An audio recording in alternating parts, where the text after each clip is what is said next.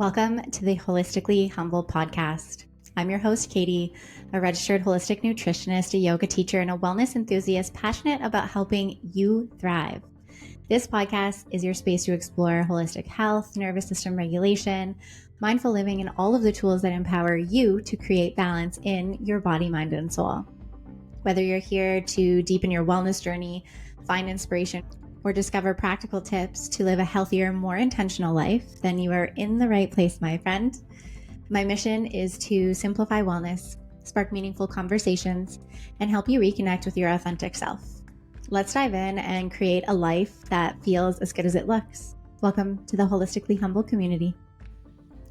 Another Wednesday, another Holistically Humble podcast episode. Thank you so much for being here and listening. If you ever want to catch the video option of this and you're listening to it on Apple or Spotify or another podcast destination, I'm not even aware of the other ones, but I think there's one through Google and I don't know, I'm sure there's other ones, but anyways, regardless, this is linked up to all of those options for audio. But if you ever want to watch the recorded video option, then make sure that you watch it on my YouTube channel. So it will always be linked down below in the description. And if you're watching on YouTube, hey, hi, hello, thank you for being here. If you're not already subscribed to my YouTube channel, please take a moment and hit that subscribe button. And if you're listening on any other platform, please make sure to follow the podcast, to rate, review, like, share, all of those beautiful, amazing things, because it does help me a lot and it helps get the information out to others as well. So I just got back from taking a nice evening this Sunday. I'm recording this on Sunday, put it out on Wednesdays at the Grotto Spa. It's in Parksville. It's beautiful. And I got to spend it with my partner. So I'm feeling very chill, very blissed out, but your girl has goals, and the goals are to put out a podcast episode at least once a week. So we've been consistent since January, the first week of January, putting out a podcast episode every single week. Typically they're on Wednesdays. I think there was 1 week out of the last however many weeks since January 1st started that I put it out on a Thursday instead of the Wednesday. But regardless, I am committed to putting out a podcast episode out at least once a week. And I typically post them on Wednesdays. I've tried a few different ways of doing the podcast since November of 2023 when I first launched it. And the first one was having pre-recorded episodes. It was great, but then I found that I was pre-recording these episodes, and on the week of, I wasn't feeling as aligned to drop the information that I had previously recorded maybe 4 or 5 weeks earlier. And then I thought, maybe I want to have just interviews on here and guests on my podcast. And I found that challenging and me resisting it because it was a little bit more difficult to find people that wanted to come on the podcast or that aligned with what I wanted to share on the podcast. And then I was like, I'm just going to intuitively record and put out there. And then it just didn't happen. So as of January 1st of 2025, I have been committed to putting out 1 episode a week. And if you like that, I would love it if you tagged me on Instagram, send me a DM. I'll put all my social media down below in the show notes. If you shouted out my podcast and tagged me somehow, word of mouth is really powerful. And so if anything that I have ever said in a podcast episode resonates with you, please share it. It means a lot. And I hope that you did something this weekend or this week or whenever you're listening to this to nourish your body, mind, and soul. So this past week, actually, the spring equinox hit. It was on Thursday, March 20th. I always think it's the 21st, and I saw a lot of people posting on the 20th, and then I just automatically in my brain thought it was the 21st. But it was actually the 20th. And so that marks the first day of spring. And in my eyes, it marks the new year. I feel like when January 1st hits, it's just like not the new year. For me personally, it feels like, why the hell would we celebrate the new year in literal dead of winter? Like it's been like 2 or 3 weeks of winter, since the date, December 21st. But March and the first day of spring specifically feels like the new year. It marks Aries in the zodiac calendar, and it brings this sense of like renewal and rejuvenation, at least for me. I'm assuming that everyone else feels this as well. And spring, at least where I live, Vancouver Island, British Columbia in Canada, you start hearing like the birds chirping, and it's lighter longer now that we did the time change earlier in March. And where I live, I shared a video, sound, audio of this the other week, but like the frogs in the background and like all of these noises that just feel like good.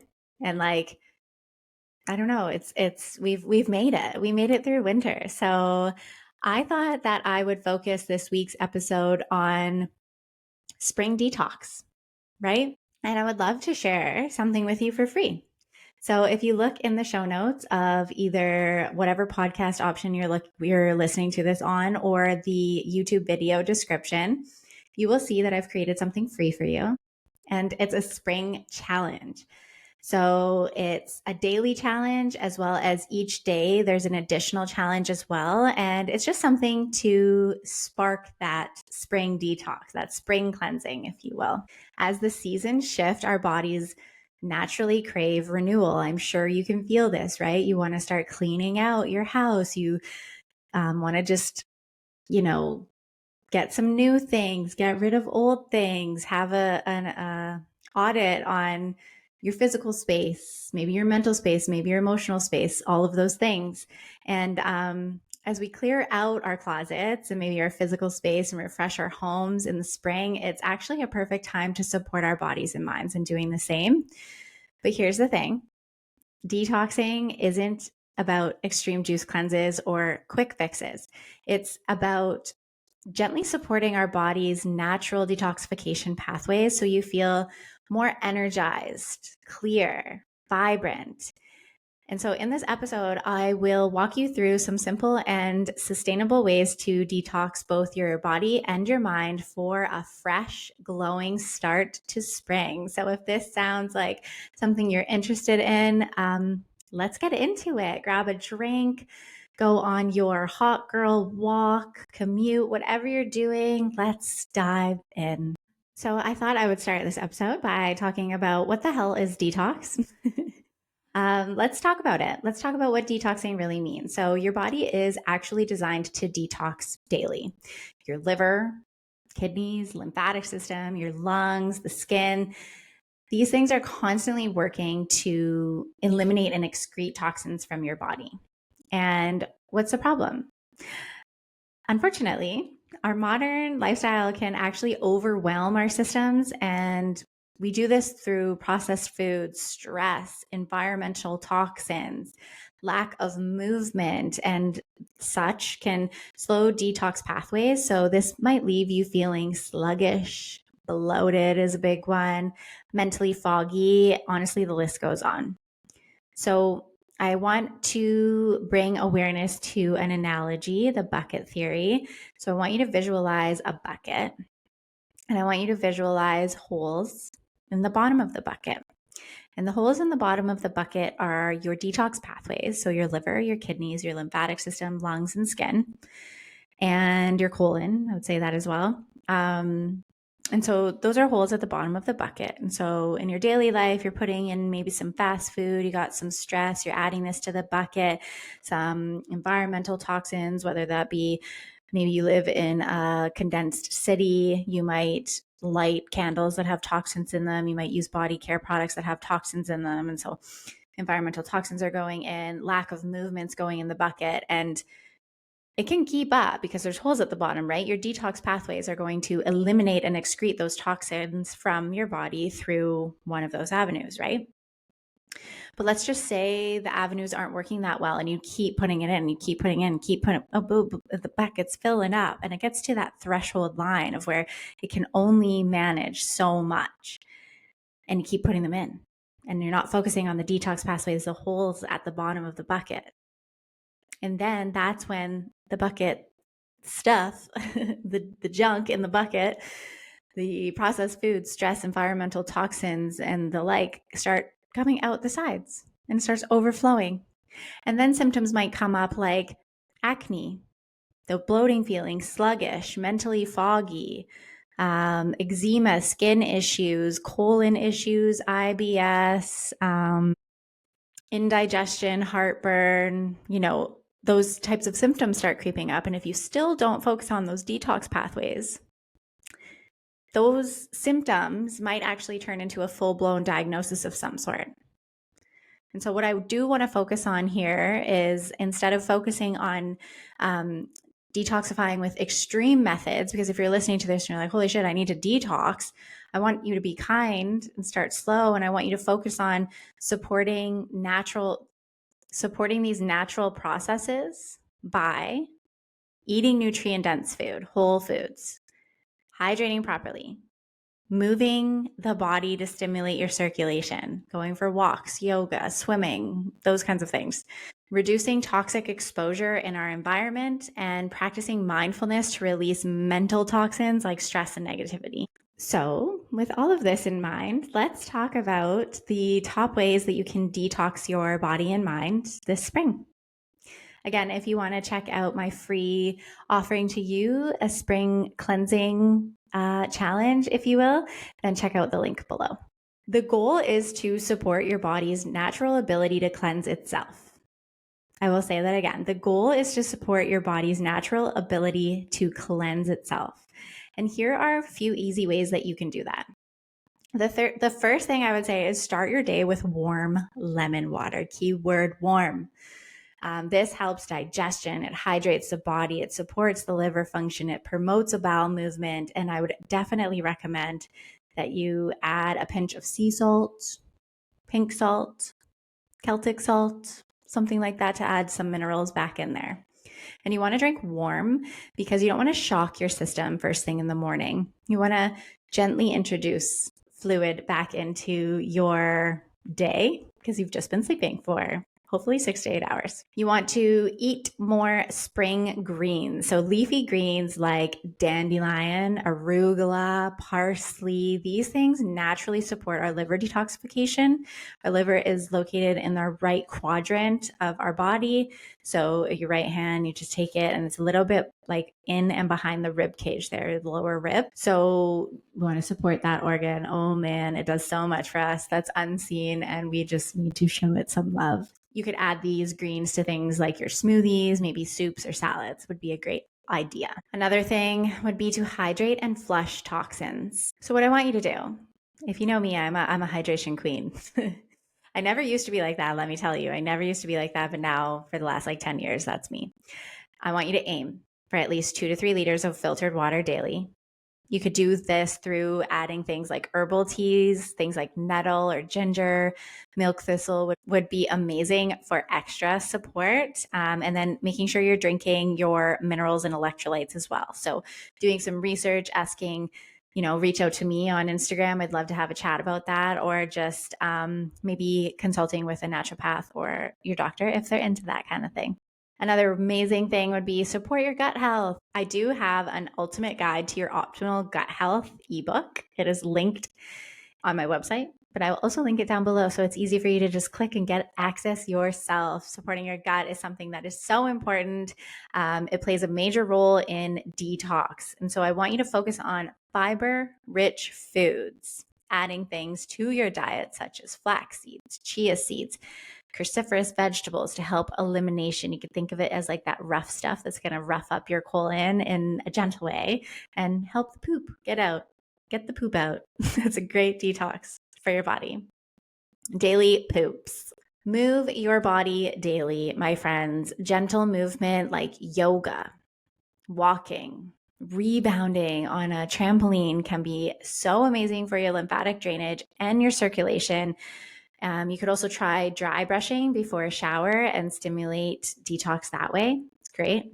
If you've never done it, look it up. It's an unreal thing that you can do. It's cost effective. You just buy the brush one time and then you dry brush every single time you go in the shower.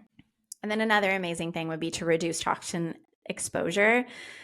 So doing simple swaps like swapping out your chemical-laden skincare and your cleaning products for natural alternatives. I really feel called to do a podcast episode on switching to low tox or no tox things in your daily life. So, like your skincare, cleaning products, laundry, all of those things. So, stay tuned for that. That's probably coming your way soon.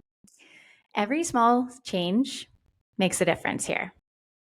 These small shifts will help your body feel lighter, more energized, and vibrant as you move into spring. Let's talk about detoxing the mind. This might be a new concept to you, but stay with me. And if you've already heard it before, this is a great reminder. So, detoxing isn't just about your physical body, it's about clearing mental clutter. There's a lot going on in our minds that you might not even be aware of. It's just taking up so much space and energy. So, here are a few ways to detox your mind this spring. Declutter your space. I feel it. I'm sure you feel it. Spring comes and it just feels like it's time to declutter, clean, organize, get rid of. So your external space reflects your internal state. Clean out your home. Donate items that you no longer need and create a calming environment. And talking about donating items you no longer need, I say, like, for clothing specifically, if you didn't know it was there or you haven't worn it in 6 months, it's time to go. It's time to get rid of it. Donate it.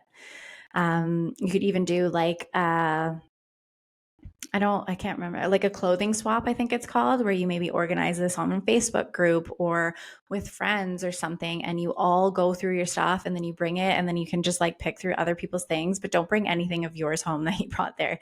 Go to the thrift store if no one picked all of the stuff that you've brought to that clothing swap, and then donate it there. Another great thing is a digital detox. So take a break from screens. How many of us don't do that?